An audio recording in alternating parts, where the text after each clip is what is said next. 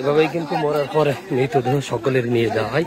অজ্ঞাত অবস্থাতে পড়ে থাকলে মাটি থেকে উদ্ধার হয়, আর এমনিতেই যদি নিয়ে যাওয়া হয়। দেখছেন সারুলি এলাকা থেকে যে অজ্ঞাত লাশ উদ্ধার করেছিল পুলিশ, সেই লাশ নিয়ে যাওয়া হচ্ছে, সেটা আমরা দেখানোর চেষ্টা করতেছিলাম আপনাদেরকে। আর আমি এই মুহূর্তে আজিজুল বিশ্বাস সেই জায়গা থেকে আপনাদের দেখিয়ে দিয়ে গেলাম যে সকালবেলা কিন্তু লাশ দেখতে পেয়েছিল স্থানীয় লোকজন, দেখে থানা পুলিশকে খবর দেয়। পরবর্তীতে থানা পুলিশ এসে লাশ উদ্ধার করে লগড়া থানায় নিয়ে যায়। তার পরিচয় জানা যায়নি। তার মোবাইলের একটি সিমের প্যাকেট পেয়েছিল থানা পুলিশ, তার একটি ছবি পাওয়া গিয়েছিল। আর এটি কিন্তু নড়াইল জেলার কাশীপুর ইউনিয়নের সারুলি এলাকা।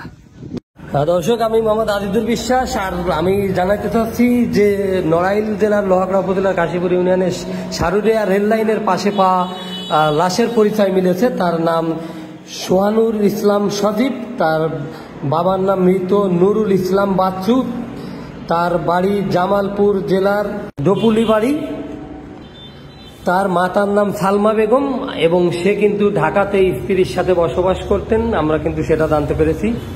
5 ঘন্টার তথ্য প্রযুক্তির প্রচেষ্টায় যশোর পিবিআইয়ের সহযোগিতায় কিন্তু তার পরিচয় শনাক্ত করা সম্ভব হয়েছে। সে কি কারণে সারুলিয়া এলাকাতে এসেছিলেন সেটা কিন্তু এখনো জানা যায়নি, এবং আমরা যতটুকু তা জানতে পেরেছি পিবিআইয়ের ইন্সপেক্টর মাহবুব আলম তিনি কিন্তু আমাদেরকে তথ্যটি নিশ্চিত করেছেন। আর আজকে সকালে কিন্তু এই যুবকের লাশ কিন্তু পাওয়া গিয়েছিল কাশীপুর ইউনিয়নের সারুলিয়া রেল লাইনের পাশে। স্থানীয় লোকজন খবর পেয়ে লগড়া থানা পুলিশকে বিষয়টি অবগত করলে থানা পুলিশ লাশ উদ্ধার করে লগড়া থানায় নিয়ে আসে।